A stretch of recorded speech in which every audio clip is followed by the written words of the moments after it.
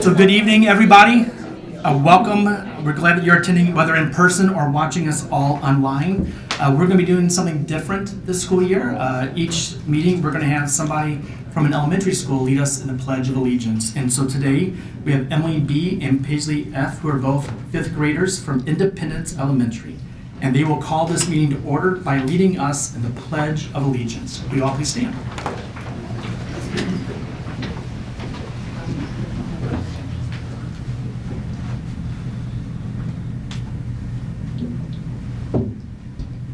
I pledge allegiance to the flag of the United States of America and to the republic for which it stands, one nation, under God, indivisible, with liberty and justice for all.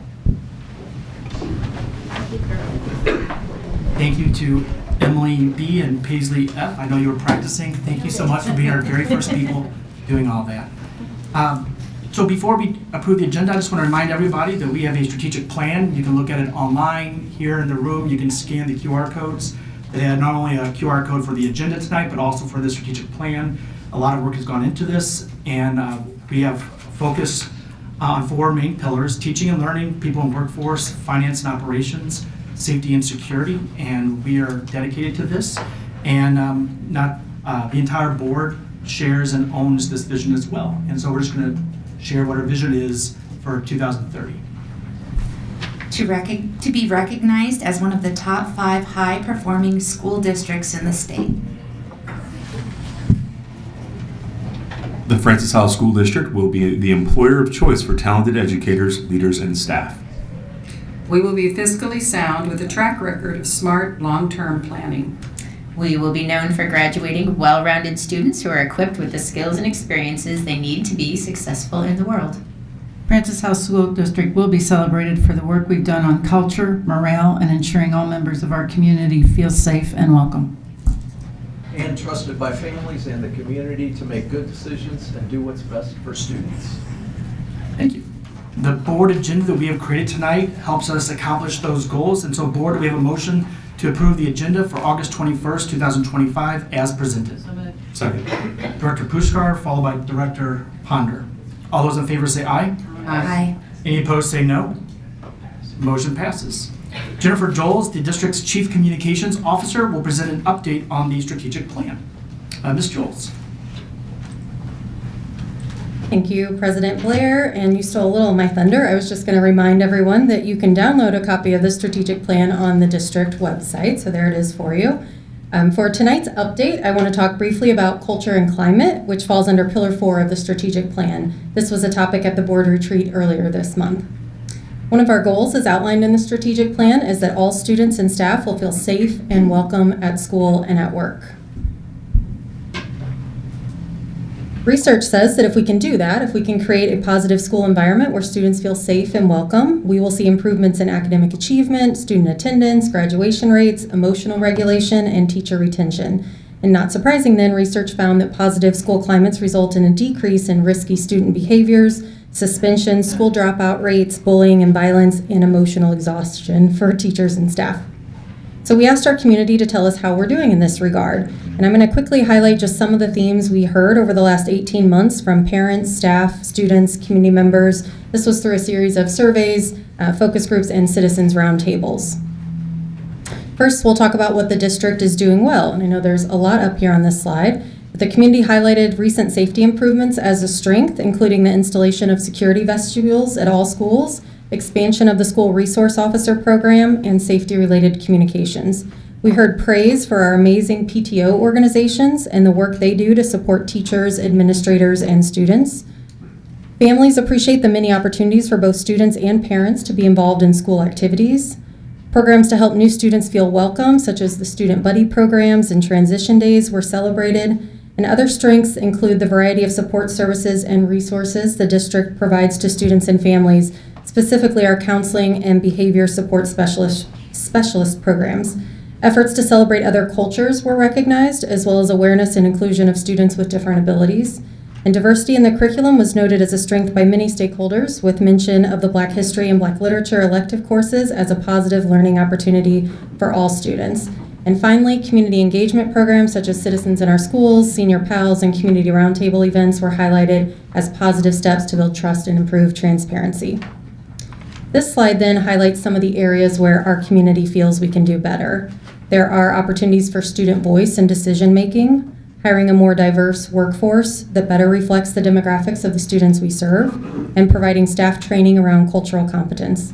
Our community believes we need more mental health supports for students, greater consistency in applying student discipline, and more support in addressing student behaviors, particularly in the classroom.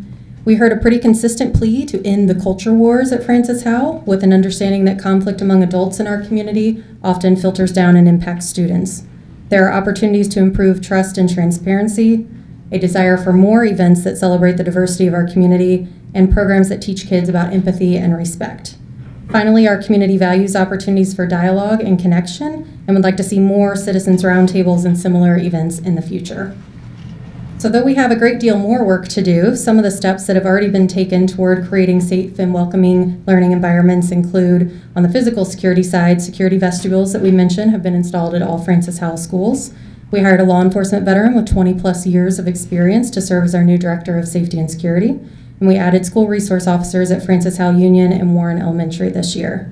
In terms of emotional safety, we streamlined the reporting process for bullying and harassment, making it easier for students to report concerns so they can be addressed.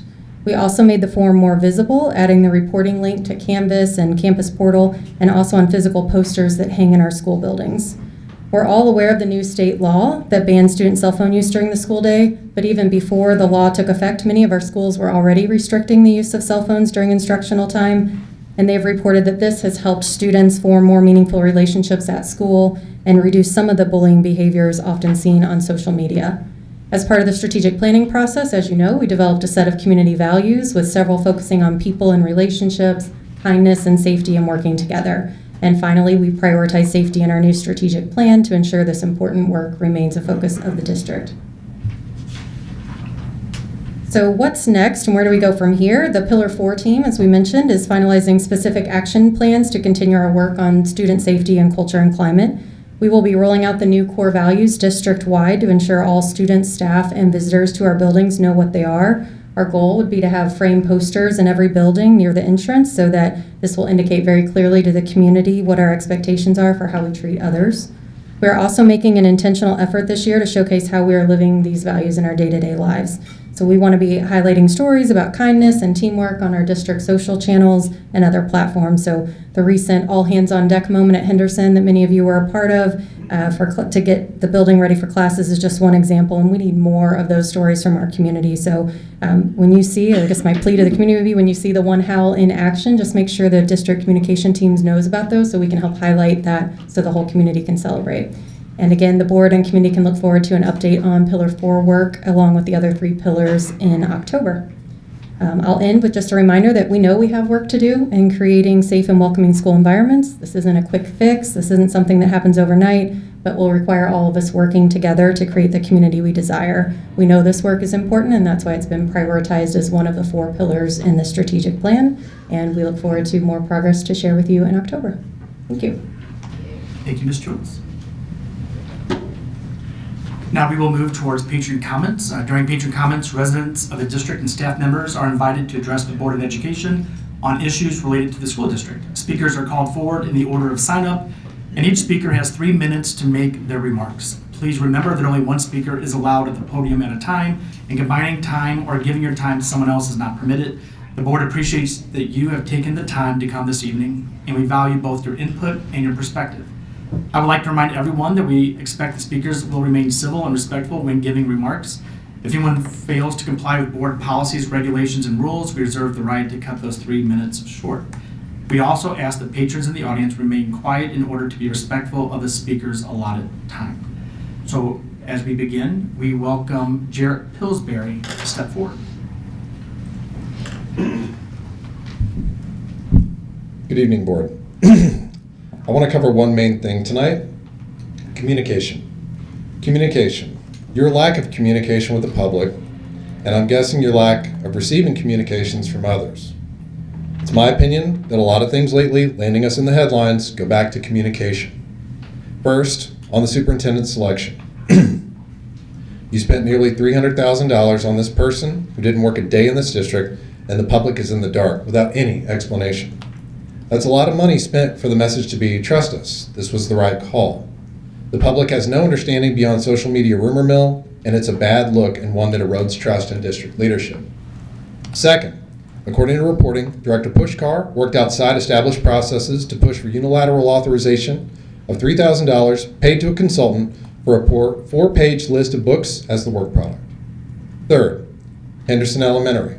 I like to understand the reasons for the last-minute scramble that had over 100 volunteers in addition to the tradespeople racing around a week ago, helping teachers to get ready when the building was still not ready to open. Did the board not know? Did admin not know?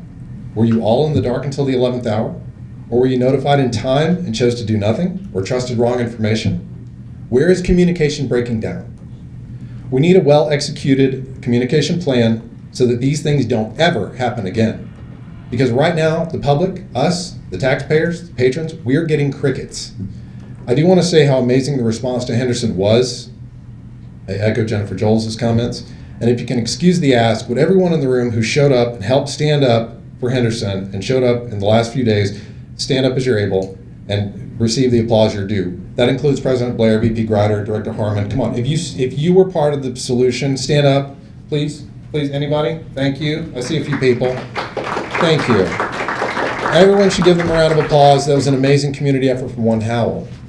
We need more of that, to be sure. We need less crises. We need more of that. Thank you for your time. Thanks for listening. Thank you. Thank you. Up next is Carl Surrey. Thank you.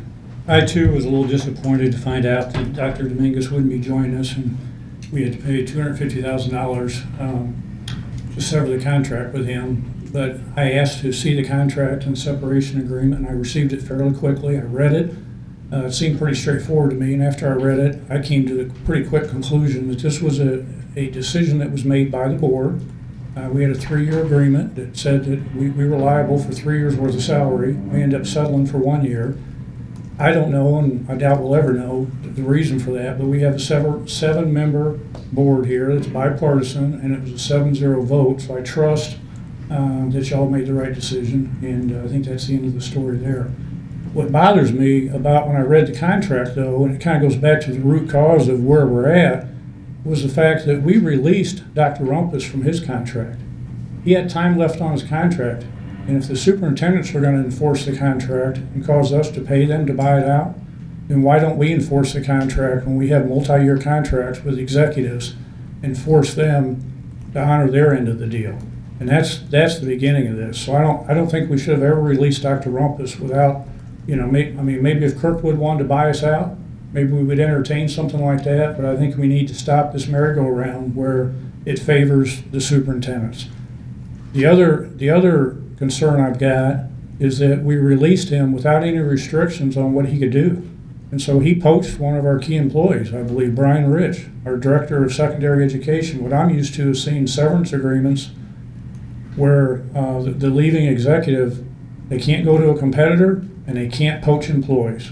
So I think next time around, we need to take a long, hard look at what kind of contracts we're offering, whether we offer a contract or whether we offer something with a severance package to help them out. But we need to and the board has to step up and say, if we're going to offer a 3-year contract, the board has to be in a position to say, we're going to enforce it if we have another superintendent that wants to leave. I think we need to do business differently. Thank you. Thank you. Up next is Jennifer Main.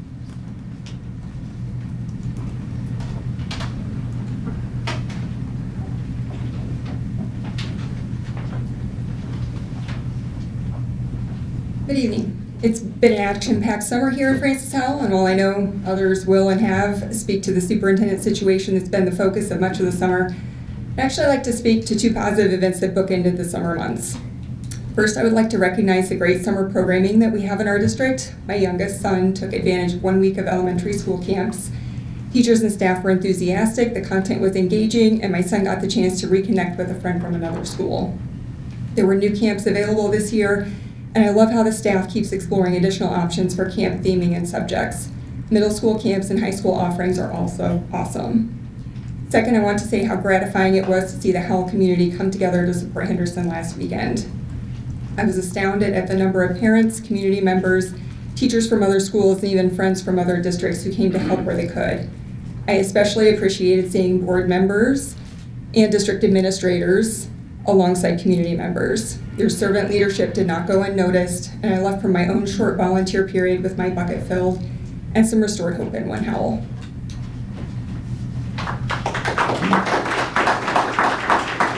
Up next is Gina Leach.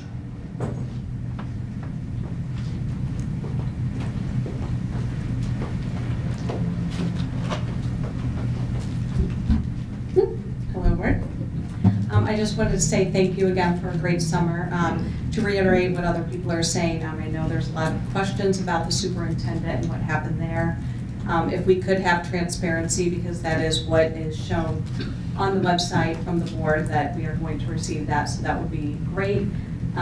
We just want to know, were there background checks done? What steps were taken with the discussions of the closure of the contract, and why that money was paid out. So if that could be addressed, that would be great. Also, some other positives were the summer camps as well. My daughter attended those. She loved it. It was great. She did get to reconnect with other students as well and meet new teachers. And my son is attending Francis Howell as a freshman, and I know there's a lot of construction going on there, but it looks great, and he's excited. He's so excited to attend and see all the new things that are happening there. So thank you very much. Thank you. Up next is Christy McLaughlin.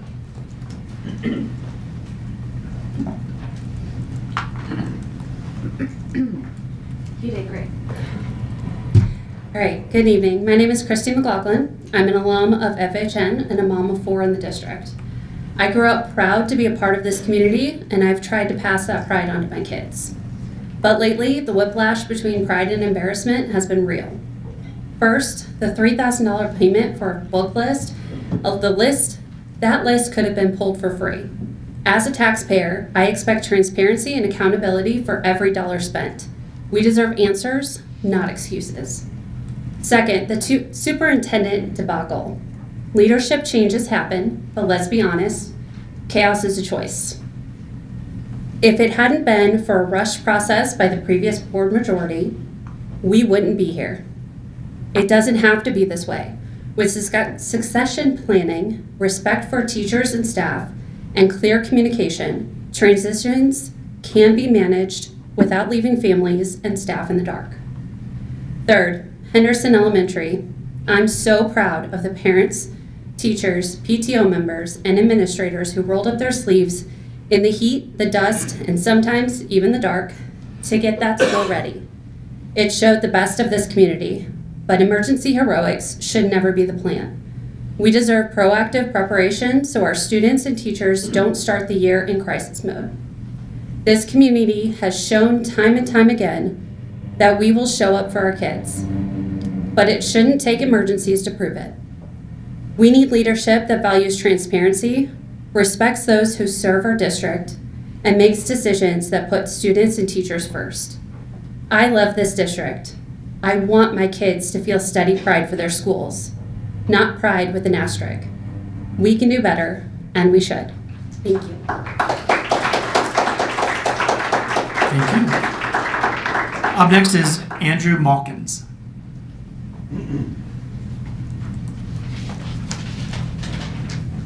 Hello, everybody. Good evening. My name is Joel Malkins, and I'm a senior at Francis Howell High School. I believe in strong public schools, good governance, and most importantly, transparency in how we make decisions and how we communicate those decisions to the public. I am deeply concerned by the revelation that one member of this board unilaterally directed thousands of taxpayer dollars to an outside consultant without public discussion, without a board vote, without any sort of open bidding process, and without the knowledge of the superintendent. This consultant's task to review district library materials and take a list of books was incredibly simple and also could have been done by any of the district librarians that we already have on staff and already pay. This consultant was not vetted by anybody at the district. This district did not and hasn't done any work to benefit the district. Every one of us here pays taxes on the understanding that our money will be spent effectively, transparently, and for the public benefit. It is astounding to see such a serious ethical lapse from a board member who, to my knowledge, campaigned on being a good steward of taxpayer funds, and that's a quote. Our community deserves better. My questions to the board are, why was this payment made? Why was it made without informing the board? Why was it made without informing the superintendent? And most importantly, why was it not disclosed to the public? And why hasn't it been disclosed and investigated further? Furthermore, I think the board needs to amend district procurement policy so that these kind of consultant hires require a public vote and can't be done by one member. I think after such a serious breach of the public's trust, I have no further confidence in the continued leadership of Director Pushkar, and I call for her immediate resignation alongside a public apology to our district. Our students, teachers, and taxpayers deserve a district run with integrity. I urge this board to restore the public trust and ensure that our money is being spent effectively, transparently, and for the public benefit. Thank you. Thank you. Up next is Harry Harris.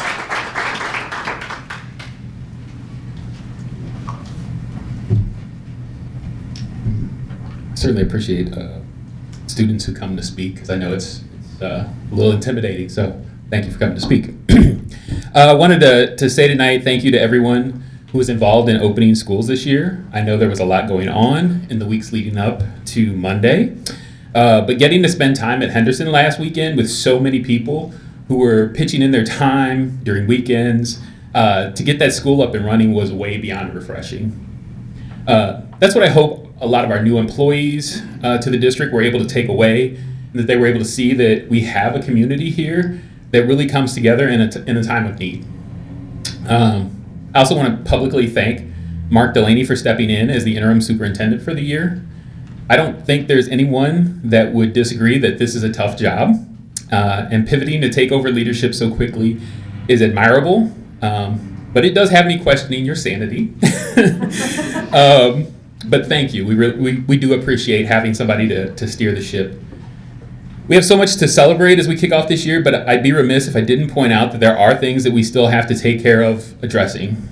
We're on day 763 of being promised from Director Ponder that he would be working on a revised version of the resolution against discrimination and racism. Yet we haven't seen any work of that being done. And that's despite many community members, including myself, reaching out to offer help. There's a feeling of distrust from the community when over 2 years goes by without doing what one says that they would. And I think that definitely plays into what Ms. Joles was saying earlier, is one of the things that the community would like to see addressed. Additionally, we found out earlier this month that $3,000 was paid out for a list of books that doesn't seem to be authorized anywhere by a board vote. I'm very disturbed by this. For one, the company seems to have no credibility to produce any sort of accurate or useful non-biased information.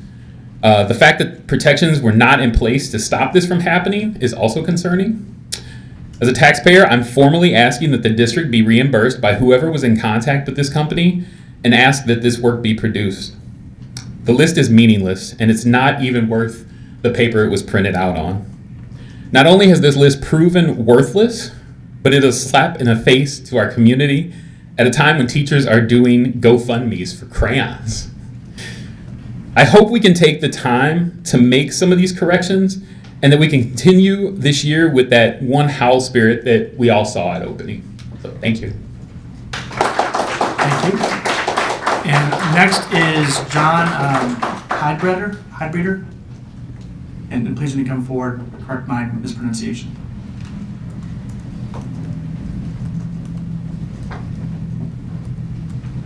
Good evening. Thank you. My name is John Heidbreder. I've been a resident here in the district for the last 15 years. I addressed this body several times. A couple months ago, I offered to lead an effort to prepare a unified mission statement. I've since pondered that and decided to reapproach you tonight. I would offer to lead a 5-person committee. Myself, Dr. Blair, Jane Pushkar, Mark Delaney, and Michelle Babb, to work on that unified mission statement. When I wrote a letter in July of 23 to this board, admin and the leadership of the teachers, I focused on one item, which was developing better character for our students. It was clear to me that we were asking students to come in and decide if somebody's black or white. Nobody's black, nobody's white. We are all colored. I wrote a second letter in August of 23, and it focused on having a shared mission statement. As a 15-year resident, my 4 kids all went to Zumwalt, but I saw all this turmoil here, and I'm still seeing it, that we're not unified. So I'm disappointed. No one's responded to those 2 letters I sent 2 years ago. So I've been working on this, looking at what's wrong with education today, not just here, but in this nation in our K-12 programs. I was blessed to work with Mr. Delaney, 23 years ago, briefly at Melville Schools. I've been blessed to work in many districts during my career with many superintendents in literally hundreds of different schools. Our founding documents state we hold these truths to be self-evident, that all men are created equal, they are endowed by their Creator with certain inalienable rights, that among those are life, liberty, and the pursuit of happiness.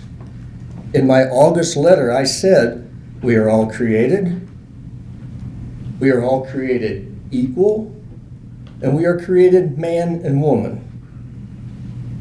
I think this is clear, and this is clarity that our students must have. So sometimes we get a little lazy, sometimes Thank you. Your time is up. Thank you very much. Up now, we have comments from our teachers union, FHSD.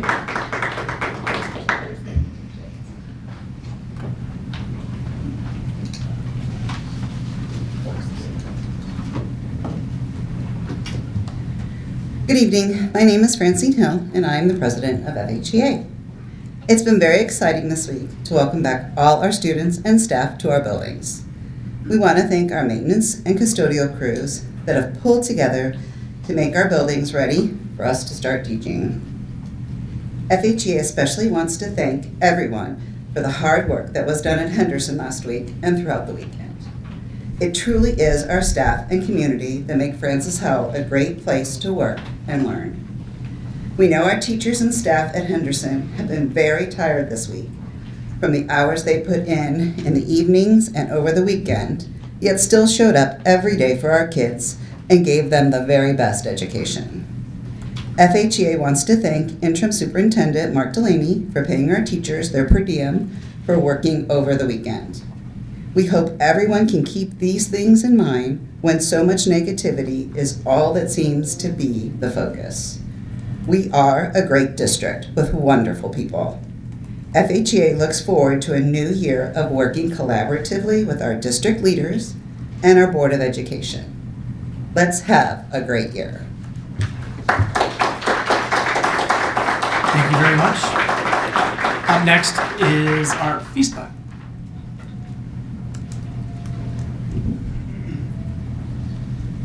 Good evening and thank you, Board. My name is Heidi Nixon. I am the FHSD Vice President of Technicians.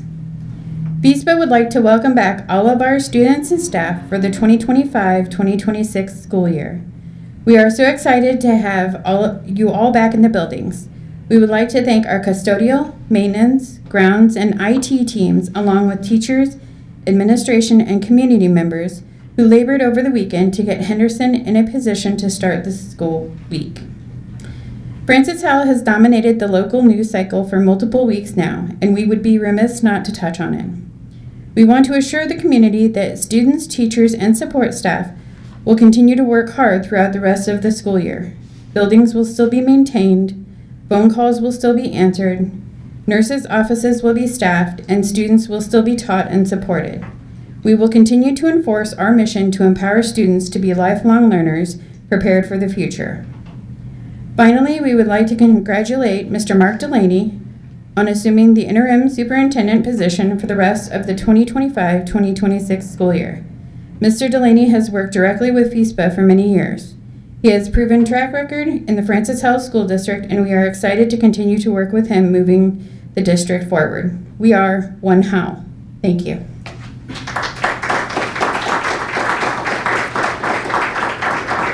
Thank you as well. Board, we have a motion to approve the consent agenda for August 21st, 2025 as presented. First by Pushkar, second by Ponder. All those in favor say aye. Aye. All those opposed say no. Motion passes. Board, we have a motion to approve the finance and operations report as presented. Motion by Pushkar, seconded by Director Ponder. And now our District's Deputy Superintendent of Finance and Operations, Dr. Amy St. John, will present. Hello. Thank you for this opportunity to share information about the 2025-26 school year budget. I always forget to have the book. There we go.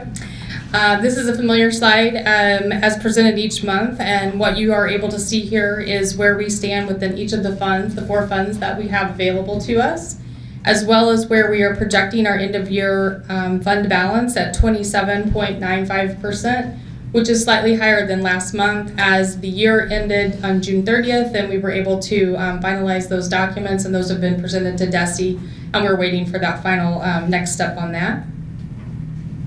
No amendments are needed for this current month.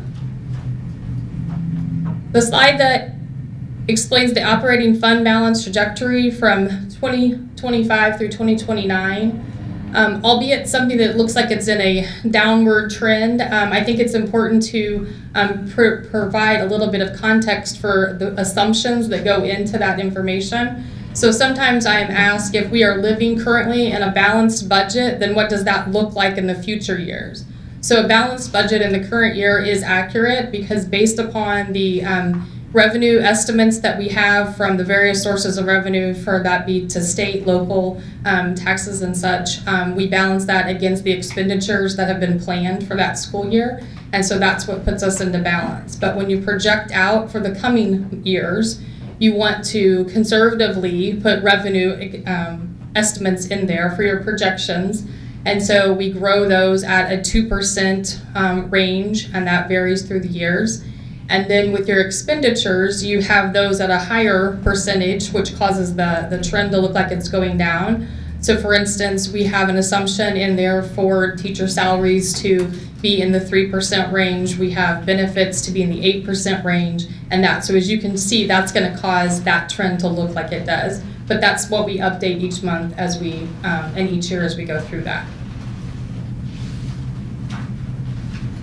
These are the bond financials as of July 31st. And what you can see with this is that we are still at about that $4.4 million surplus. That is as we are finishing up phase 1, and we will be moving into phase 2 of the bond projects. That will be a full presentation next month, as well as all of the things that we expect that we would be putting in that. And Saloom Stetzer will be sharing the construction update here shortly, so you'll be able to hear more of those details.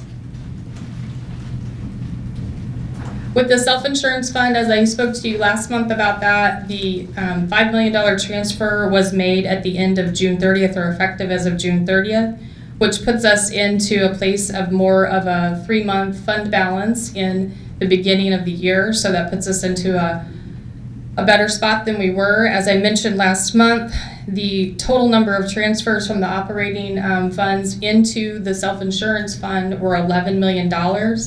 That's much higher than it had been in any prior year. And so one of the things that we will be doing moving into this year is that we'll be looking at that on a monthly basis, more strictly month over month or year over year for that month, so that we can see those projections are still heading in that same direction.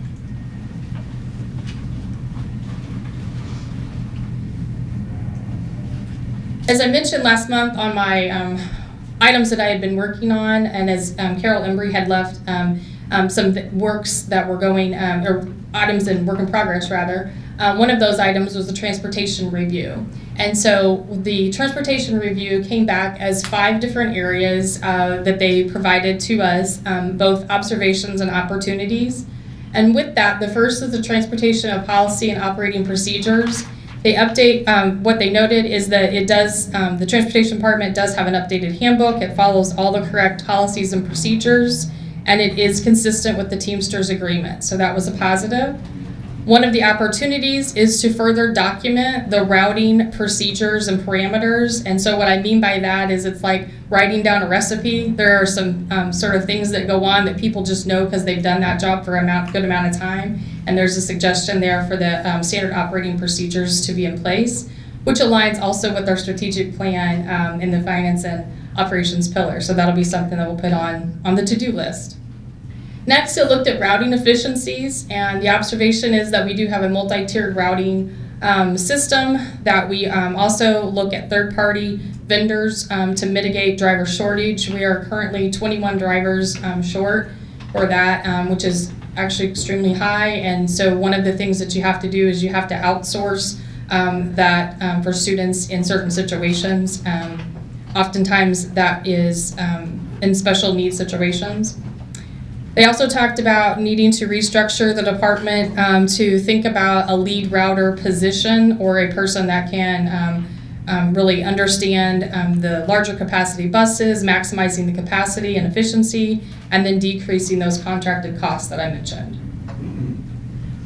One of the cost analysis that we'll be looking into is the average cost per student for those special situations that I mentioned are disproportionately higher than they really should be for even peer figures. And so really looking into that and trying to decrease that. One of the things that they mentioned is looking at potentially looking at vans, things that you can travel with students that maybe wouldn't require even the same level of licensure, and we would be able to mitigate some of those costs. Number 4 of the transportation review is the driver recruiting and retention. As I mentioned, we are short this year as we open up school. They describe our current recruiting strategies as passive, meaning they are our pay and benefits package. They talk about really having a robust retirement system, and albeit those are great things, they're saying that we really need to kind of jump out and do a few more things to do that. And so I'm partnering with the Human Resource Department and really looking at some things that we can do, and that's some of the things that Lisa Simpkins and I have been looking at. The fleet replacement, as you know, the Transportation Department became in-house in 2019, and when you do that and you start anew, all of the buses may have close to the same age, and so you have block obsolescence is what they call that. So they're all going to break at the same time. They're all going to need to be turned over at the same time. And so really looking at a phased process for that and lengthening out the amount of time that we would be replacing those. So a 13-year cycle is what they recommend for that. So we'll be looking at that as time goes on as well. Other items that are work in progress are the facility master plan and demographic study. That will come to the board in September, where we will provide an update as to where that process is. They'll come and share the information and things that they've brought together for our demographic study and where the student enrollment patterns are and capacity for our buildings. We're also finalizing the summer construction projects, which I don't want to steal any thunder. That's more of a full presentation here in a moment. We're wrapping up the open enrollment for our benefits that closed today. We have the annual financial audit, which is every school district goes through based upon statute. We have to, as our books closed at the end of June 30th, then we start working with the outside auditor in order to finalize those. That will come to the board in November and must be filed December 31st as part of our regular practice. We will also the finalization of the employee insurance committee was part of your work here tonight, and that first meeting will come up in September. I'll be leading the group through that. We'll meet on a monthly basis and we'll look at things kind of on a longer planning table. That was some feedback that I heard from last year, and so we'll be implementing that this year. Citizens in our school will have a finance focus this year. More information is coming from Jen Joels for that. Our safety and security implementation of the recommendations of some of the things that are part of both the strategic plan as well as the safety audit that the district had gone through last year. And boy, oh boy, has technology had a beginning of year preparation. So way to go, Scott. And team. And next, this is a slide that I've shared again each month. Not a lot of additional information, but some clarifying pieces to it as I've received a little bit of feedback. Is that I would just, the top part is the same. We know that it happened in June. We know that our county, St. Charles County, as a, we would freeze with our 2024 tax assessed valuations, and that it could be negatively affected through the Hancock Amendment in its aggregate, looking at suppressing that information and the total value before we apply those tax credits. Those are things that are stated and known, but what I wanted to share with you, just so you kind of have like an elevator speech that goes along with it, if anybody were to ask, what does that really mean for the school district? The first word that I have underlined there is growth. So what that is telling you is the operating revenue growth that has occurred in our school district in these previous years, meaning we have received from where our base is and grew in that year. For the year of fiscal year 23 was 5.5, then 8.3, and 1.2. And that is going to have ups and downs based upon a reassessment year and not. And then each year is always including new construction. So that's why that ebb and flows.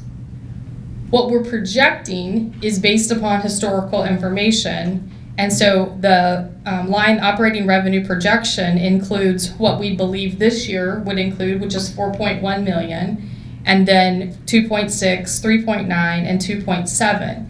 That growth portion is what is in jeopardy when I describe Senate Bill 3.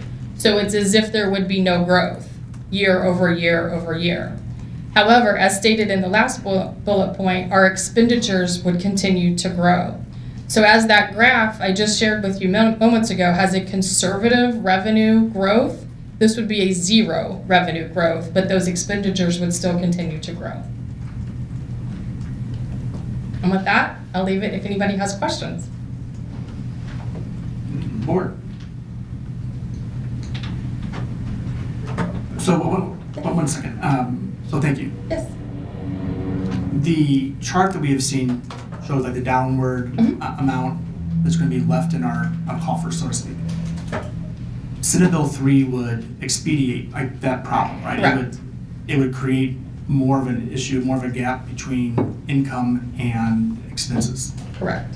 And so how many, on average, millions of dollars a year would we expect to not receive if Senate Bill 3 was proven to be constitutional, if it was voted on by the entire county and approved? If all that happened, how many millions of dollars would we miss as a school district next year? It is estimated from our assessor at $3.3 million.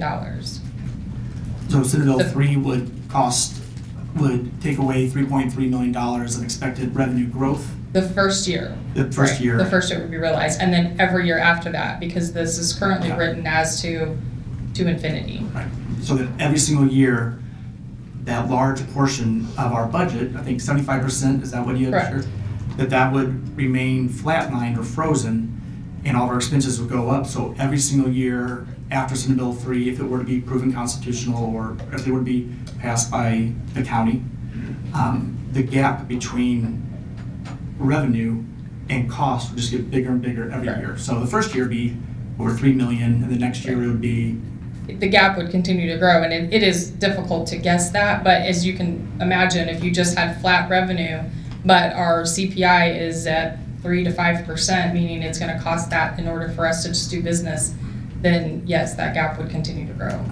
So Senate Bill 3 has some very serious impact on our school budget, as well as any other school budget in St. Charles County. Correct, as well as other taxing entities such as libraries, ambulance, fire. Thank you. So questions? Yeah, so that will impact our ability to pay our teachers and keep our buildings.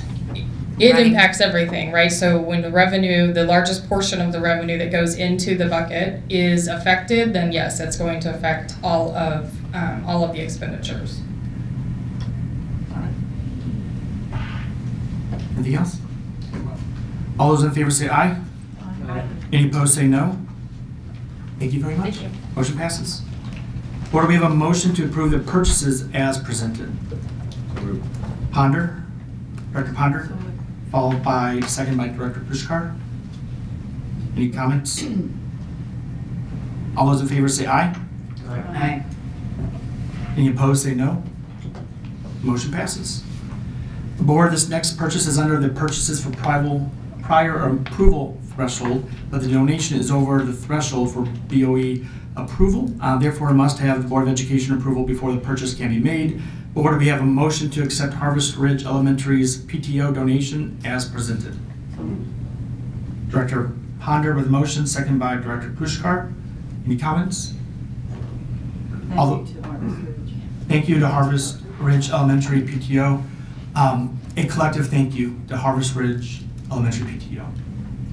I want to take just a quick moment of personal privilege to say that our PTOs in this school district are absolutely amazing.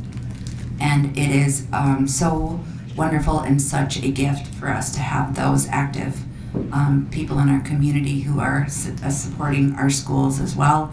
They're doing everything from supporting our teachers. This was our first week back to school. We're tired. We're all tired. Those PTOs were stepping in to deliver everything from snacks and treats. And now this is a very generous donation to also assist with a playground. So this is phenomenal. And I want to say thank you to our PTOs and how wonderful they are. Thank you. All those in favor say aye. Aye. Any opposed say no.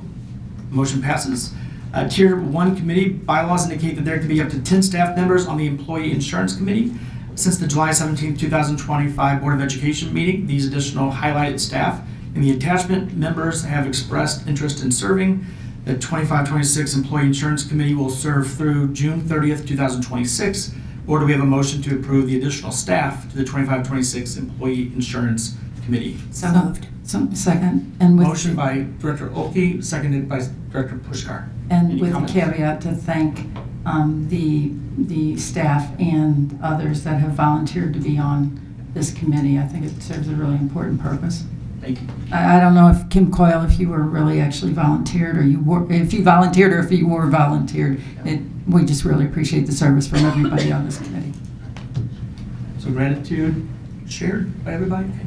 All those in favor say aye. Aye. Any opposed say no. Motion passes. The Tier 1 committee bylaws indicate there can be up to 10 staff members on the Policy Committee. Since the July 17, 2025 Board of Education meeting, these additional highlighted staff in the attachment members have expressed interest in serving. The 25-26 Policy Committee will serve through June 30th, 2026. Board, we have a motion to approve the additional staff to the 25-26 Policy Committee. Second. Motion by Director Pushkar, seconded by Director Olkey. All those in favor say aye. Aye. Any opposed say no. Motion passes. And now we have an update for the FHN Francis Howell North quarter update. SM Wilson representatives are here with us this evening.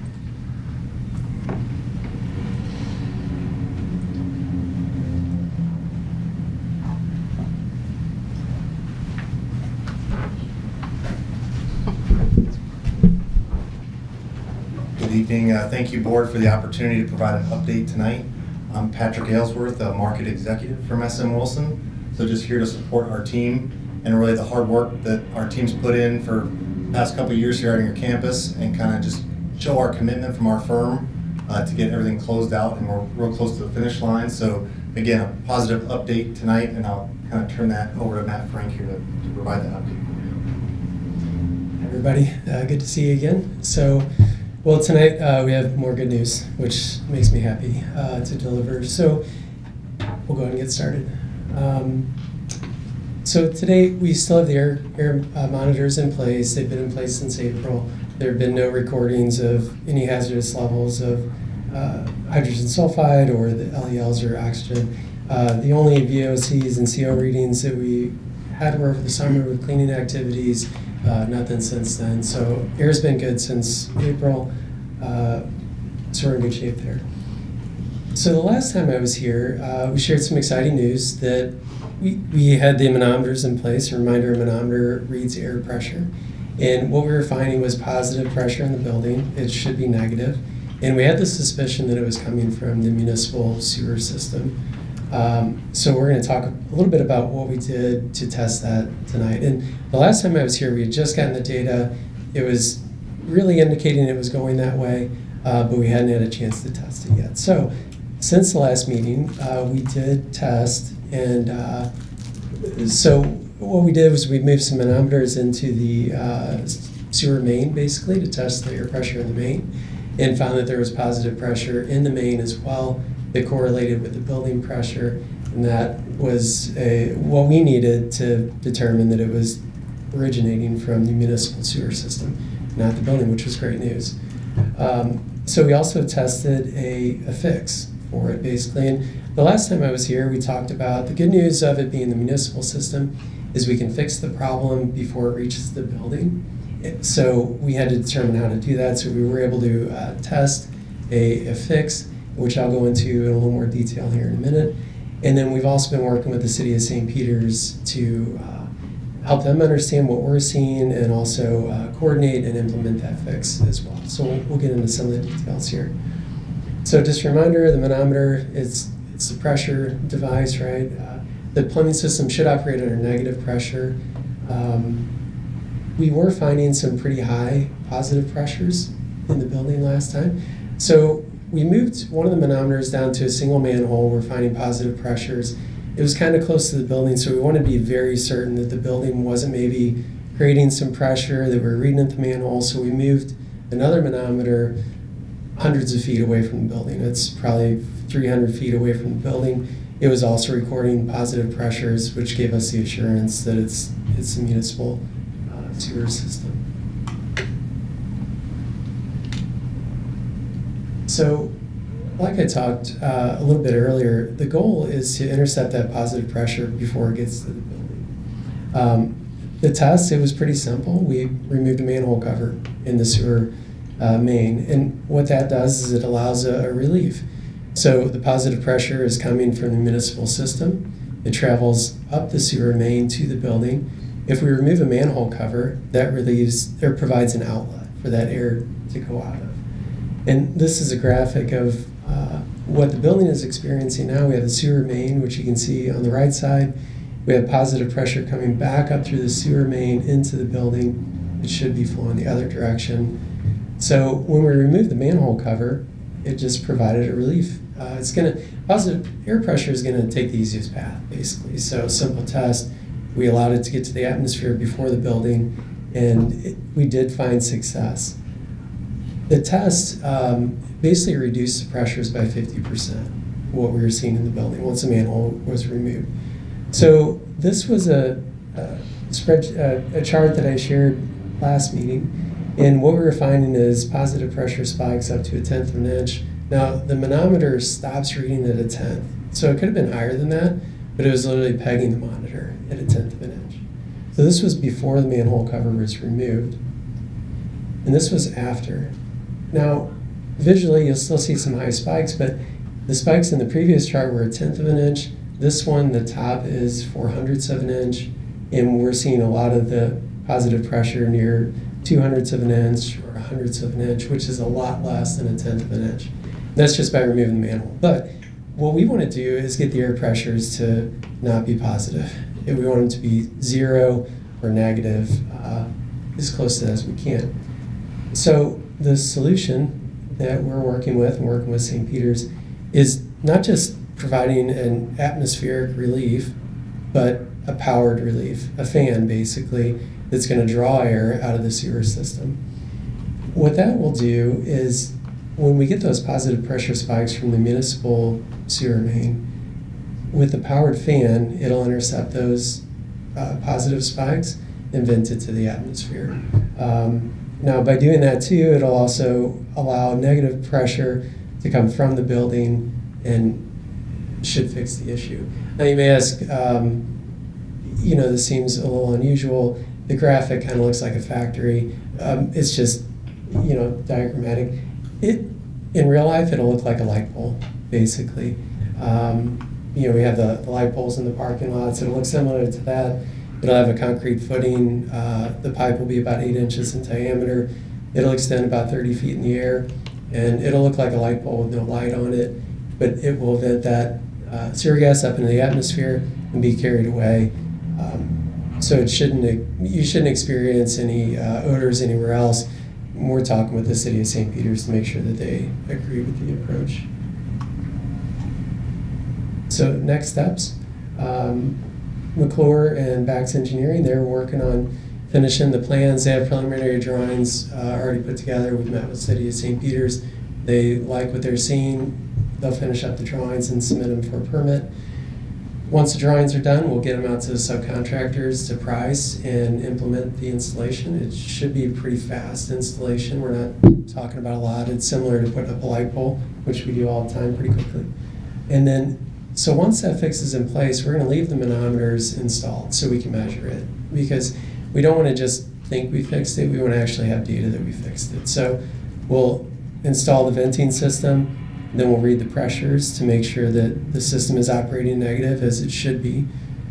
Once that's confirmed, then we'll remove the one-way valves that are currently installed on the roof as a temporary measure. And at that point, the building should be functioning as it's intended, as it's designed. We'll have intercepted that municipal back pressure and should fix the problem. So the good news is I haven't heard any odors reported. The teachers were back early August. Students have been back throughout the course of the summer. We haven't heard any odors. The building's in use and haven't heard anything, so all really good news. And then we'll keep the air monitors in place until everyone feels safe that they're ready to remove. So exciting news. We're there pretty much. I mean, we just have to install it. I know it's been a long journey, and we really appreciate everyone's patience. And it was just a very difficult problem to solve, and I think we got it. So happy to answer any questions. Any questions, board? I have a question. Start off the Owens. I was just wondering if you know the approximate cost of all these fixes that have been going on here? I don't know off the top of my head. We'll have to wait for the final design in the city to make sure that they agree with it before we'll be able to put a price to it. And who's responsible for paying? Does St. Peter's take on any of the cost, or? I think that is for discussion still. The district has an attorney involved and working with the city, and I think we'll get down that path as we get down the path. So we'll find that out soon? Yes. So you mentioned 4 times taking off the manhole cover, yeah. And that relieved the positive pressure, correct? That's okay. Right. Will that still work in the future in case this thing malfunctions in any way, shape, or form? In case the the fan were to... Well, that was going to be my next question regarding the fan. Sure. Is that thing going to work forever and ever, amen? Or... Well, I guess it would be like any piece of HVAC equipment. It'll be designed to run continuously, so it'll be selected for continuous operation. Okay. It will need to be maintenance from time to time, and it'll have a life cycle. Okay. So you would eventually need to replace it like in any piece of equipment. But even if the fan did fail, the vent would still be open, so it wouldn't be like slammed shut. It would still be open, it just wouldn't be powered. But you would know if it failed, and it would be easy to replace. Yeah, we would know. Okay. Well, not in that regard. I still think that, fair enough. So. Thank you. Other questions? I just- Matt, is there?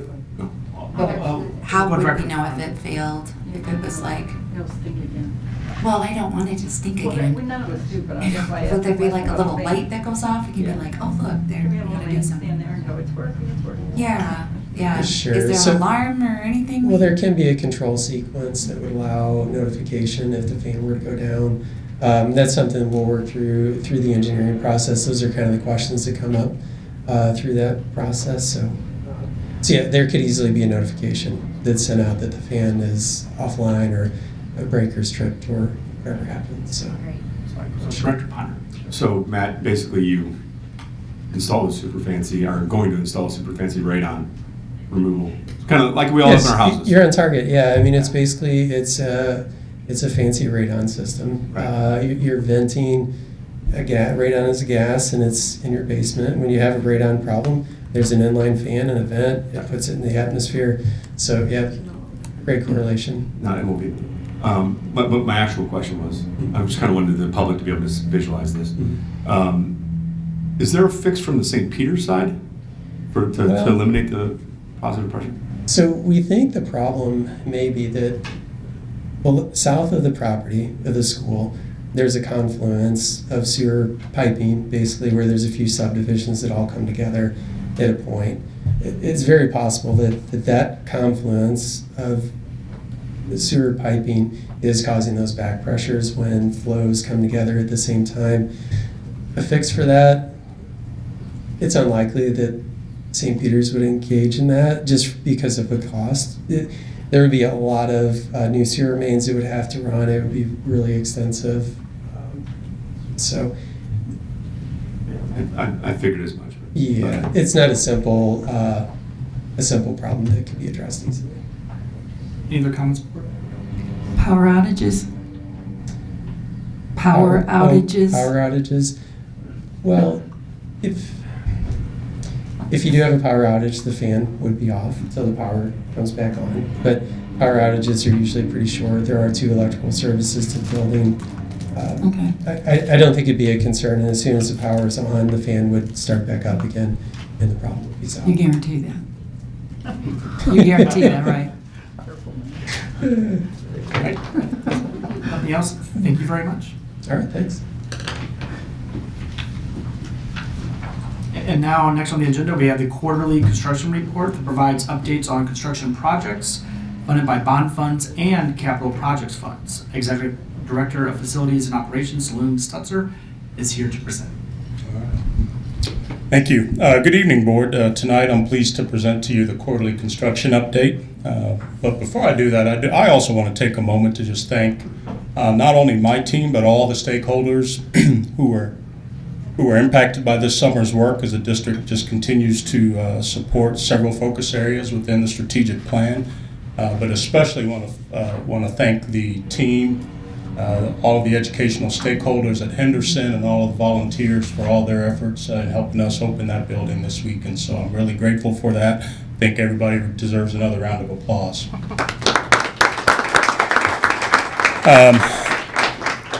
I committed to Mr. Delaney and Miss St. John that I would keep my presentation to 10 minutes, so I'm going to go ahead and jump into it. Otherwise, I owe both of them lunch. So, Board, if you can help me out with questions at the end, keep them to a minimum, that'd be great. We'll start with Henderson. Obviously, many of you have been in the building. I'm not going to cover kind of the front slide of each project. That's just kind of how we got to the point where all the work was taking place, the necessary approvals when bids were issued, all of those boilerplate items. But I'll jump into the meat and potatoes, which everybody is, I think, hopefully excited to see, because they're all very important improvements across the district to support learning.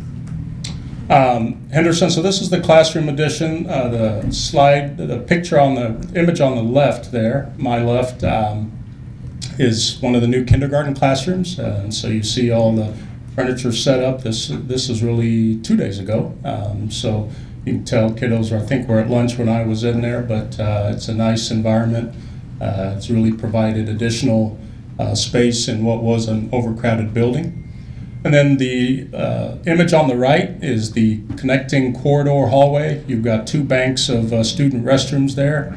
That serve that kindergarten wing, as well as those classrooms in the existing area that are connected or close to proximity to this addition.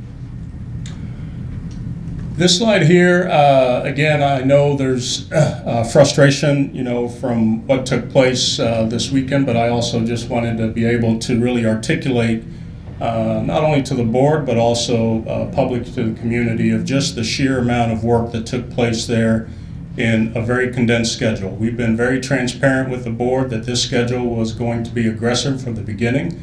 That is why we utilized all of the breaks that we could to be able to advance some of the work, but we couldn't do anything in the middle core of the building. And, you know, when you talk about putting in an entire new mechanical system, if you recall, Henderson had all the PTAC units, very similar to what you'd see in hotel rooms. There's no ductwork in the ceiling for those. Those are just in the direct space and providing heating and cooling into that space. There was also other requirements from all of the regulatory agencies that, you know, such as fire and other regulatory agencies in terms of bringing Henderson up to modernization from a life safety standpoint. So all new sprinkler systems throughout the building, all new smoke detectors, fire alarm systems. So the building is safer than it's ever been. But this picture on the left is approximately 40 days ago. Okay, and all of the trades have to be sequenced in terms of the work. We also introduced a nursing suite, I believe 6 speech language pathologists, instructional spaces, a counseling suite. All of those had their own systems that they require. We had to run roughly about 45 feet of new sewer lines that connects on the east side of the building, and there's just a lot. Anybody that's been through construction knows how difficult and challenging it is, and for every step that you take forward, you end up taking 5 back, because when you open up ceilings and floors, you run into a lot of different challenges that require design teams, engineers to work out. And so Henderson is not immune to that, but the positive thing is it's open, kids are learning, and the image on the right, that was just yesterday, okay? So you can see the drastic difference with all the work that took place there. The gym addition is coming along.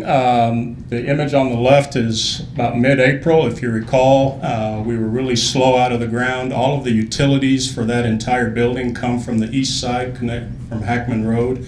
So if you recall, we had several internet outages as we were rerouting all of those utilities. We had to cut water to the building several times as we rerouted that just to be able to get the gym addition going.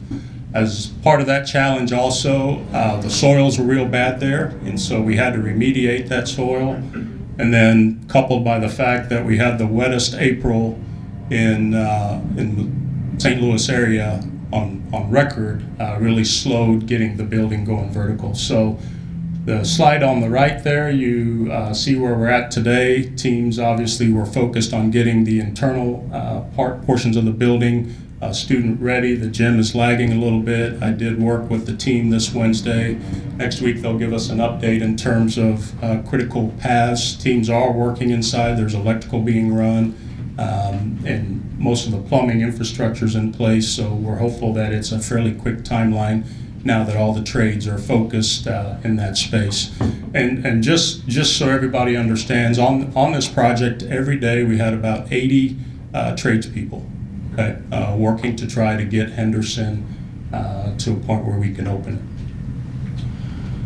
So I'm going to move over to Fairmount. That one was a little less stressful in terms of the interior work. The slide on the left here is what was the former Fine Arts Suite. It now serves as the essential skills suite as well as SPED suite. And so this is a little collaboration area. The immediate door to the right there is basically what I'd consider a large mudroom. They got washers, dryers, and any apparatus needed to support those programs. And then there's 4 individual classrooms, essential skills classrooms in that suite. On the right there is the cafeteria.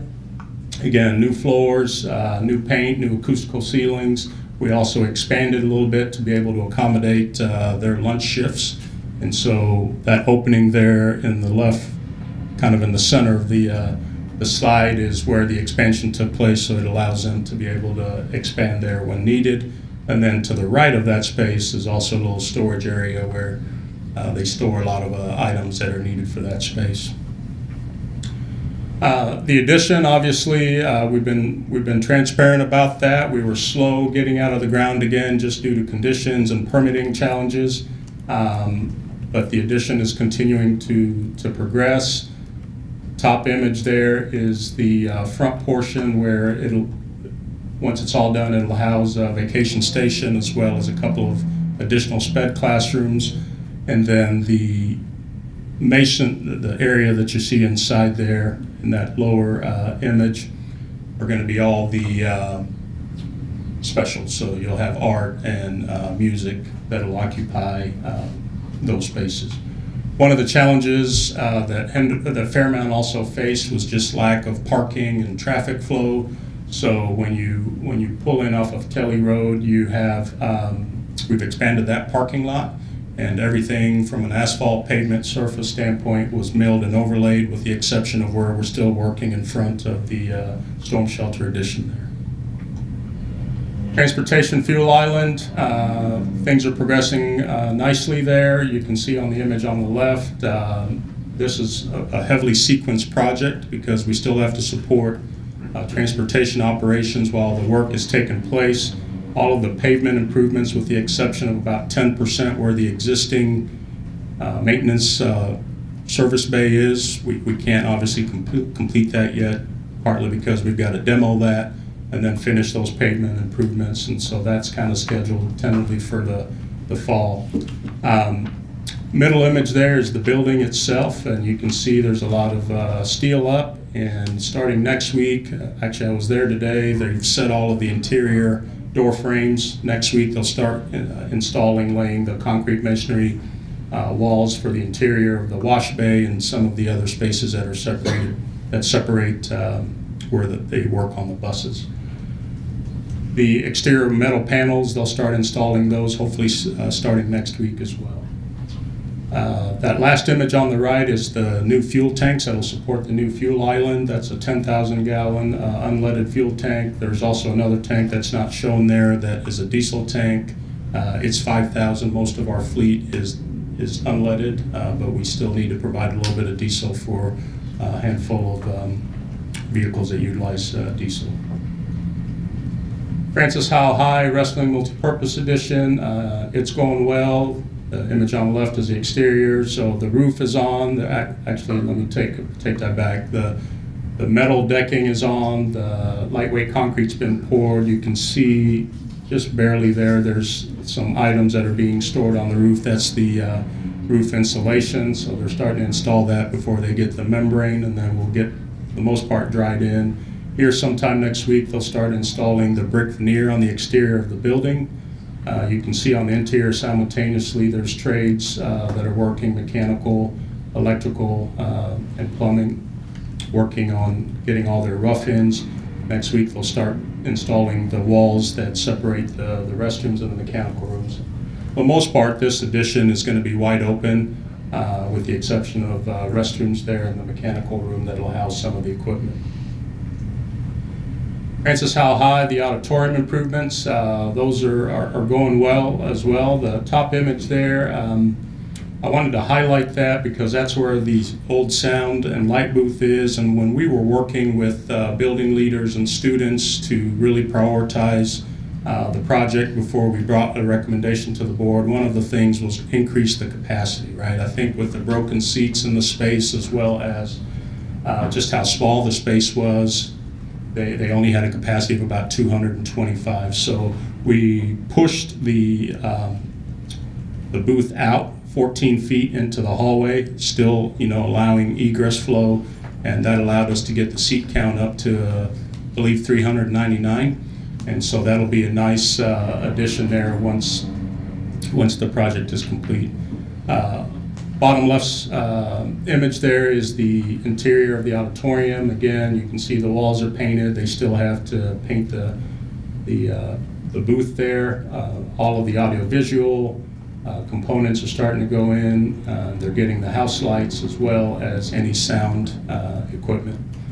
The floors are polished, waiting for seats, and just want to be fully transparent. That way everybody understands kind of where we're at. We are delayed from the manufacturer on the seats for both Francis Howell High as well as Francis Howell Central. The manufacturer is based out of Mexico, and again, it's just the very same things that we deal with in other areas, just from long lead items. So we've notified both building leaders of that, and we're anticipating to receive the seats sometime in early October, and so those spaces will be ready obviously before that. They just won't have seats, so we'll be able to turn those over to them to practice for any plays that are coming up. They just won't be able to hold the actual performances in the space until we get the seats in. So both buildings have figured out a workaround, and we'll support them as more needs are needed. Top right image there is the lobby. You can see the display cases are in place, all of the lighting, ceilings are in, and then down below, if those that remember those restrooms, those have been improved, and so all the wall tile is in place, all the fixtures, the residence flooring is in place, the lights are in place. We just have them temped in right now, just through construction. So right now, to finish out that bottom space is we're just liking the restroom partitions. And those do have a little bit of a lead time, and we should get an update sometime next Monday when we meet again. Francis Howell Central, again, same thing. The lobby is coming along there. We got a little section of flooring. We did run into a few conflicts there in the lobby as we were installing the new lights and ceilings. We had to relocate quite a few sprinkler heads. That work went fine, but did cost us a few days from a schedule standpoint. Image down on the bottom left are the dressing rooms, again very similar to how high. They've got the fixtures, wall tile up, it's painted, lights are in, so they're working their way out. They'll hang some additional fixtures, mirrors, as they work their way out. And then the auditorium space itself, it's painted out. You can see there's personnel there starting to hang the remaining house lights. You can't quite see it on the stage, but they were finishing all of the audio visual equipment, projector screens, as well as new speakers. Phase 1, HVAC improvements. Those are 5 sites, just as a reminder.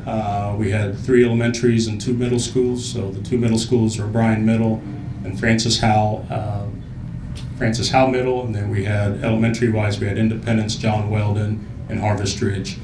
I'm not sure if you can see it, but this is Harvest Ridge, and these pieces of equipment, 1991, they've been in service since. So they were tired and overdue, and when you take the average between the 5 buildings, it was about 27 years that each one of those pieces of equipment have been in operation at those buildings. So that work is all done. The feedback that I've received from those building leaders is the environment, just from indoor air quality, is significantly better. We are still working through just a couple of issues. We had a couple of bad components from the factory. Those actually were just overnighted the other day. The biggest building that was affected was Independence, and they did install that today. So hopefully tomorrow the building will be 100% just from an indoor air quality standpoint. It was just a wing on one of the ends. So the other positive thing that I want to mention, not all the buildings qualify for it, but Harvest Ridge did. Our utility provider for Harvest Ridge is Ameren, and they run an energy incentive rebate program, and we've applied for that. We sent in all of our paperwork, and I just heard back from them, and because of all the mechanical improvements, we're slated to get just shy of about $97,000 back to the district from a rebate standpoint, and so I will hand that check right over to Dr. St. John when we receive it, and I'm sure she will find good use for it. Sager Middle, these are the image on the left are cooling towers. They had been in service since 1997. And then the new ones there on the right. Again, if you recall, we brought a recommendation to the board because we were concerned. We had a piece of equipment fail on the existing cooling towers, and we were really just concerned about those cooling towers being able to make it through this academic year. And if those failed, I don't even want to talk about that. So The new ones are in, but we advanced that work because we've been tracking Sager as part of Phase 2 HVAC improvements. But we advanced that portion, and we're hoping to bring a recommendation to the board for approval for the remaining Phase 2 improvements at 6 sites, including the internal components at Sager, sometime in September, at the September board meeting. So remaining just bond projects from a priority that the priority list that we shared with the board at the work session back in March of 2024 are these sites. So we'll have Central High, Daniel Boone Elementary, Warren Elementary, Central Elementary, Cosley, and then Sager Middle. And again, just the caveat there is we advance the cooling towers. Next year we'll focus on the internal components. So moving over to regular capital projects, Hackman, we have taken a recommendation to the board back in April to replace all of those systems there. They had been in service since that building was constructed, I want to say 97 as well. So you can see what the old units were. You've got new units, condensing units that are there in the bottom left, and then on the inside, those. It's a commercial application, but something that is more residential, I guess, for lack of better terms. So those were all installed in interior spaces. And visiting with the building leader, the buildings never felt better. Fairmount and Hollenbeck roof section replacement. Top image there on the left, those are 2 roof sections that we brought to the board for approval, I believe back in May. And those 2 sections were 30 years old. And so we went all the way down the deck, and the image on the right is the new system. And so hopefully I'll be retired by the next time it needs to be replaced. And then bottom left there is the roof section at Fairmount where the solar panels were. I'm not quite sure you can see it, but it was quite wet. Obviously that roof had been in place for a long time, and so moisture had gotten underneath, so we had to demo and go down the deck, and then you can see on the right that it's all done, and we put the solar panels back as we articulated that they still had useful life to them, and everything's good. Francis Howell High pavement improvements. This is another very large project, a lot of sequencing that needed to take place. You can see on the image on the left, we milled and overlaid all the asphalt on that campus, with the exception of where we still need to demo the old Francis Howell Union and District Learning Center. I'll talk about that here in a second. And in the middle image there, if you guys recall, if you've been on that campus around the track, it was asphalt, and just a lot of ADA challenges, and that asphalt, I believe, had been in service for about 31 years. It predates the new Howell. And so we demoed all that out, widened it to create just better access. It's getting a new fence around it as well, and we made concrete improvements around the main entry there to the stadium. And then also additional ADA improvements there at the entry of the stadium. I believe we were able to maximize and add a few more spaces for those that need ADA access.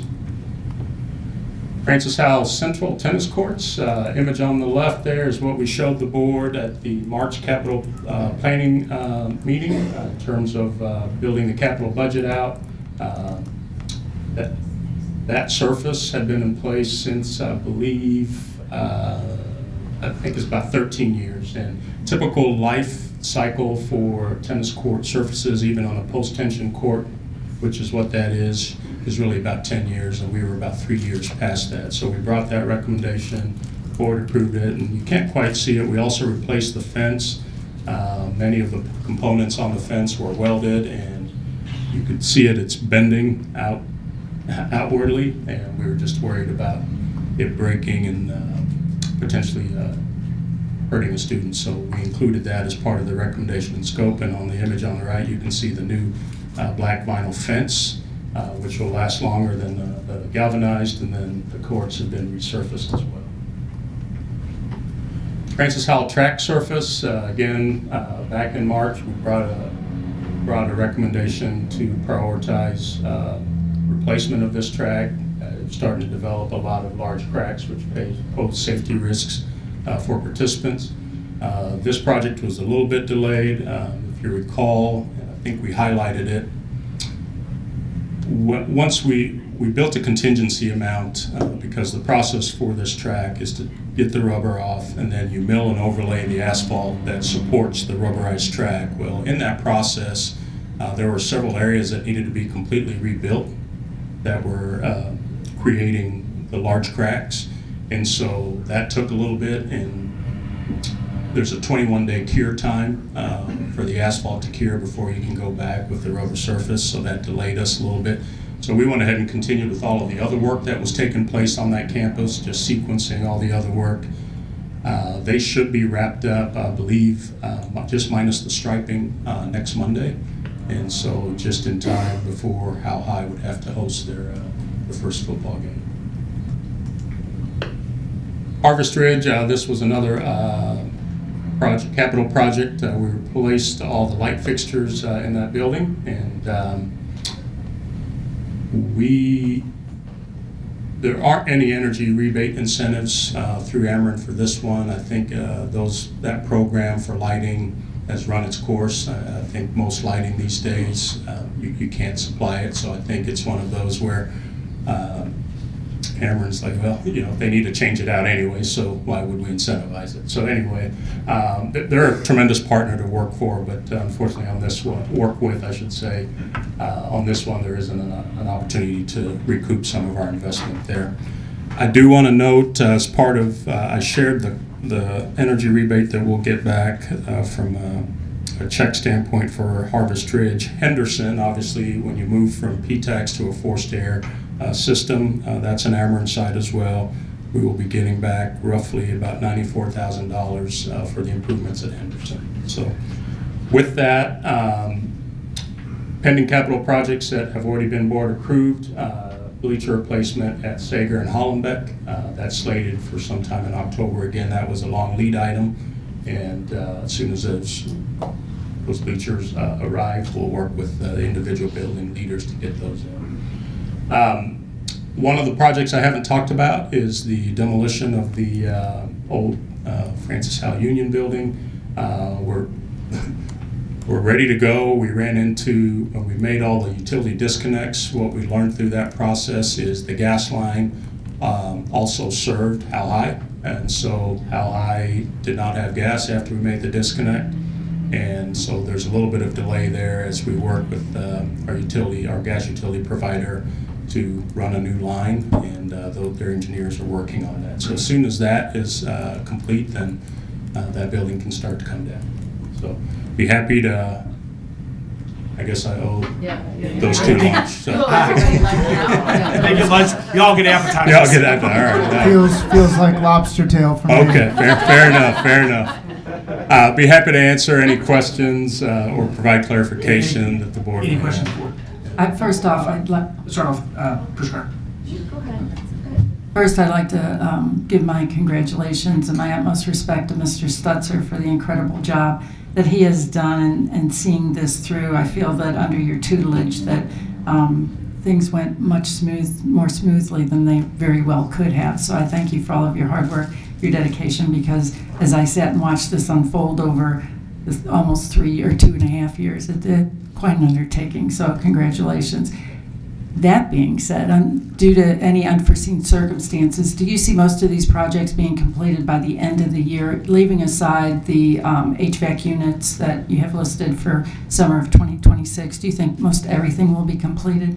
Just a guess. Yeah, I feel pretty confident about that. The only one that would kind of give me a little pause is just the transportation, because depending on sequencing, once that building gets demoed, the existing maintenance facility, depending on where we're at in the fall period, the challenge there is asphalt plants for the most part start shutting down in November because you can't lay asphalt unless it's 40 degrees or above. So that's my only concern, but I think for the remaining projects, we'll be sitting pretty good. Fantastic, thank you. Okay. Yeah, congratulations also on so many projects. I was waiting for like, wow, and then getting rebates back on top of it, that's like awesome. So awesome. I'm wondering if there was a way just to understand, like, I don't know, I'm a child of the 80s, and I grew up and I watched the movie The Money Pit with Tom Hanks. And I remember every time they say, when's it going to be done? And the answer was 2 weeks, and it was like more like 4 years. And I understand that that's like normal when anybody ever does any type of remodeling or construction. It always takes a lot longer. But I wanted to just kind of ask, like with the Henderson scenario, we watched a community come together, which was absolutely beautiful, and it was wonderful. But the communication part of that, could that have been backed up and improved in any way, shape, or form, or was it just not possible with permits or inspections? I wonder if we could have had more time to know. We're gonna internally we're gonna have a debrief session with executive leadership to just go through that. We do our best to be transparent. I put together a 5-6 page report weekly that I submit to my superior, Dr. St. John, as well as Mr. Delaney, and maybe I just should have done a little bit better job articulating the status of Henderson. But the other reality of it too, and this isn't an excuse, it's just it's the reality. Those 7 days from a snow standpoint did impact that. I mean, if you put 7 days back into the overall construction schedule, would it still have been tight? Yeah, but would we have been at the 19th hour? Probably would have given us a little breathing room. But we don't control Mother Nature, but internally we'll just do a good job of making sure that we're crystal clear as we debrief and make sure that the board's aware of those challenges that we're facing, whether it's permitting, long lead items, those types of things. Any other questions? Thank you very much. Thank you. All right. Now let's welcome our interim superintendent, Mr. Mark Delaney, for comments. Thank you, President Blair. I have a few things I'd like to say today. So first off, I want to thank you and the entire board for putting your trust in me to lead this district for the remainder of the 25-26 school year. As you all know, I'm a product of the Francis Howell School District. I'm proud of that. I attended both Fairmount and Hollenbeck. I'm also very proud of the fact that I've worked here now over 20 years. I will say and continue to say, this is a great place. We do great things for kids here. And our staff is a big part of that success. The district has helped raise my own 2 kids. I'm proud to say that they started their careers here as kindergartners and finished as seniors. And my wife and I are forever indebted to the adults in this community that helped them become the people that they are today. We're very proud people of our children, and we're so thankful for some of the teachers, support staff, administrators that they've come across. And I hope to continue to lead this district and continue to have the same transformative support for other kids in this district like my kids have received. So again, I just want to thank the board for this opportunity. I also want to take some time to focus on the fact that there's an incredible energy in our schools this week. We've welcomed nearly 17,000 kids back. I was able to visit the vast majority of our classrooms this week and our schools to see firsthand our dedicated staff in these buildings and how excited they are to have kids back. It's great to have our teachers and all of our support staff that work directly with kids back in our buildings. I've been able to have conversations with our teaching staff, and I know how excited they are to help kids get learning underway and to support that process for all of our students. I want to take some time to recognize the staff members who worked through the hot summer months to prepare our buildings for our kids and our staff. From our grounds crews to our custodians, our HVAC staff, our maintenance, and our technology crews. It takes a lot of dedicated people to keep our schools, grounds, and equipment in good condition so that we can help create the best possible learning environments for our students. I also would be remiss if I didn't specifically recognize facilities and operations leaders. I want to thank Salim Stutzer, Dan Allison, Mike Dieters, Jason Griesenauer, and Jason Halbert, and their entire departments that they work with. As you saw from tonight's presentation, we had a significant number of construction projects happening all over the district. Those gentlemen that I just shared, they're bouncing all over this place, monitoring, managing, and interacting with construction crews all over the district. It is an insurmountable amount of work that these individuals did, and the crews. Our crews were disrupted all over the district. So as you can imagine, our Henderson custodial crews were not at Henderson. They were at other places throughout the district. And as we got to that last hour, we were pulling crews from everywhere else to come support Henderson. So I just want to thank all of those crews and the work that they did. I would also be remiss if I didn't talk a little bit about Henderson. So Henderson is one of the many buildings seeing improvements this year thanks to Proposition S.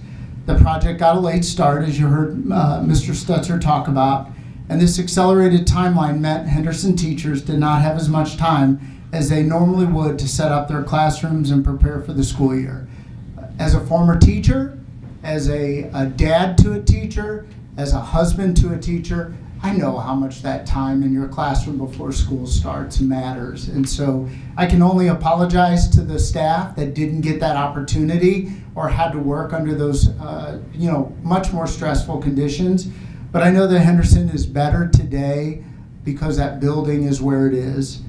And I also want to say, I'm thankful for the Francis Howell community that sprung into action. And over the course of 3 days, we had more than 100 volunteers in that building. This included parents, board members, former Henderson teachers, district leaders, staff from other Francis Howell schools, citizens in our school's alumni, former superintendents, spouses, and parents of staff, and even teachers from neighboring school districts who showed up to help us. It was an all hands on deck, and it was truly a one Howell effort. It was so encouraging to see families and staff from buildings across the district stepping up when they heard of the need. I also want to convey our appreciation to the Central County Fire and Rescue and the City of St. Peter's officials who worked throughout the weekend to complete a series of required safety inspections to clear the building for school. Finally, I want to thank the construction partners.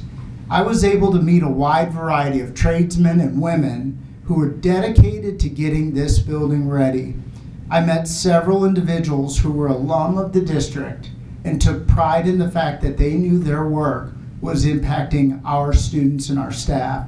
We truly would not have been able to open without the support of all of those people. So again, kudos to everyone, and I'm very indebted, so thank you for that. I'm going to wrap up with just a couple of reminders.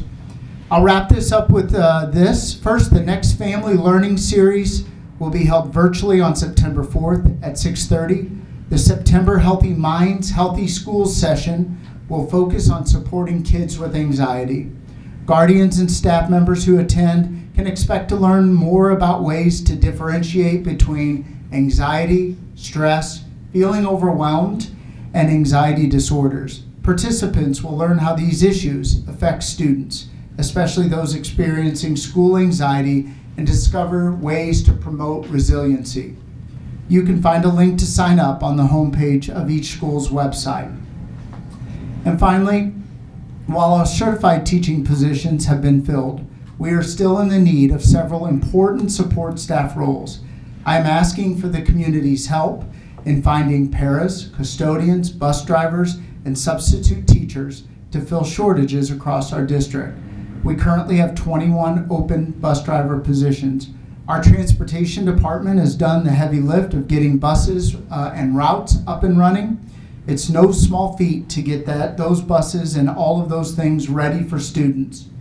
I also am thankful that we had the snap in the warm weather. Those first 2 days were pretty brutally hot, but the last 3 have been great. And I'm thankful for all of those staff people. Starting pay for our bus drivers is $23 an hour, and a second-year bus driver and beyond can earn $27 an hour, depending upon their experience. Training is provided by the district, and a CDL license is not required to apply.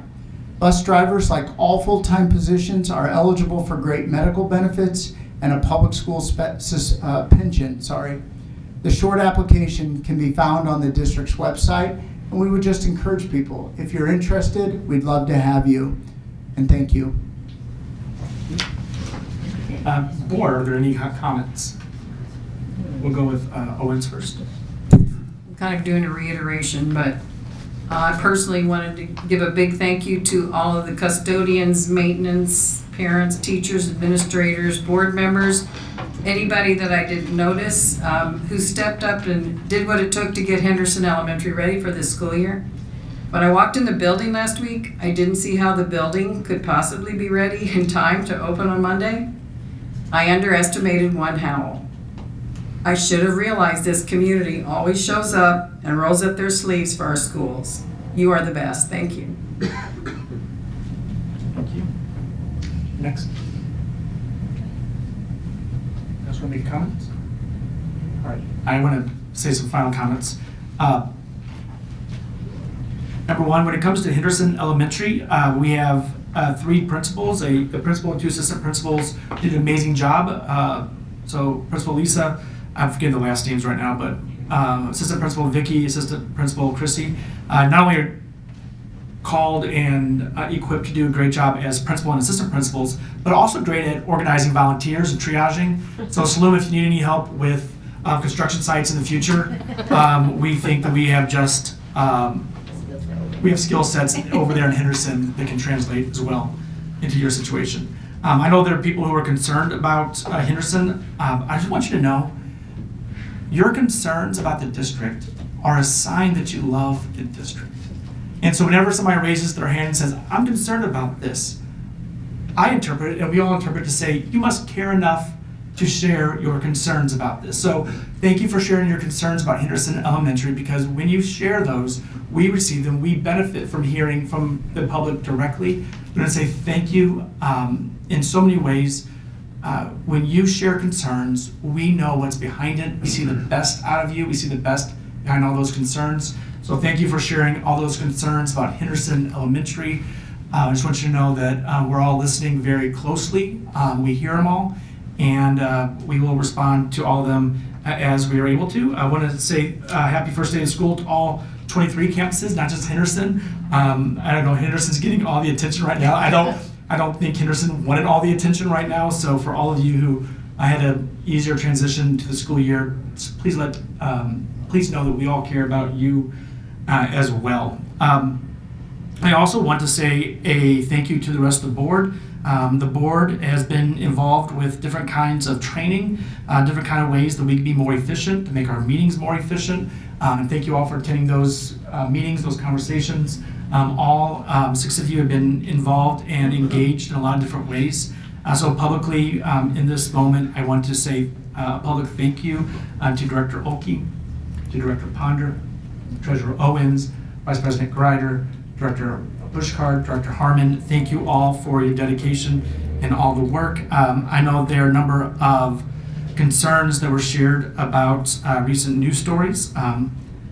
All I'm able to say is that Dr. Dominguez resigned from the Francis Howell School District effective on July 31st, 2025.